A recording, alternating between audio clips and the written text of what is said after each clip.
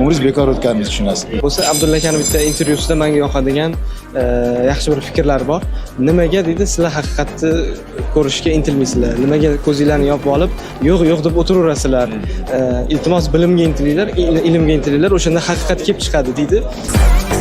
Sizningcha taraqqiyot rivojida hozir ko'proq qaysi narsa to'siq bo'lyapti deb o'ylaysiz? Qaysi omillar? Masalan, Odamlarning johilligi, jaholat, odamlarning yovuzligi, tor o'ylashi, fikrsizligi, ma'naviy degradatsiya. Qadriyatlarni qadrsizlanish. Bundan boshqa fojia yo'q. Korrupsiya bo'lsa kerak menimcha.